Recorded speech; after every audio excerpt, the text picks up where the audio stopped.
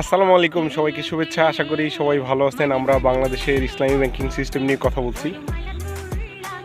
ইসলামী banking সিস্টেমের মাধ্যমে বিনিয়োগের যে প্রক্রিয়া, সেখানে মূলত সুদকে নিরুৎসাহিত করা হয়। সুদ সরাসরি নিষিদ্ধ, যেখানে পণ্য ক্রয় বিক্রয়ের মাধ্যমেই মূলত ব্যাংকিং করে থাকে।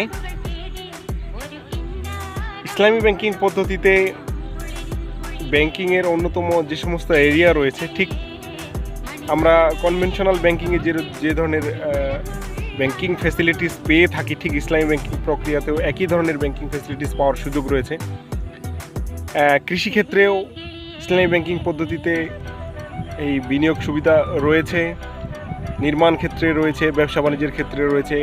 এক কথায় ইসলামী জীবন বিধান যাতে সুন্দর করে পরিচালনা করা যায়, ঠিক একইভাবেই কিন্তু এই ইসলামী ব্যাংকিং পদ্ধতিতে বিনিয়োগের সুযোগ সুবিধা রয়েছে। ইসলামী ব্যাংকিং সিস্টেমে বিনিয়োগের যে সুযোগ, সেটা ব্যবসাকে ত্বরান্বিত করে, ব্যবসাকে উন্নয়ন করার জন্য সরাসরি কাজ করে। নগদ টাকার কারবার, নগদ টাকার লেনদেন তুলনামূলক হয় না, কিন্তু কনভেনশনাল ব্যাংকিংয়ে আপনি এই নগদ টাকার উপস্থিতি পাবেন।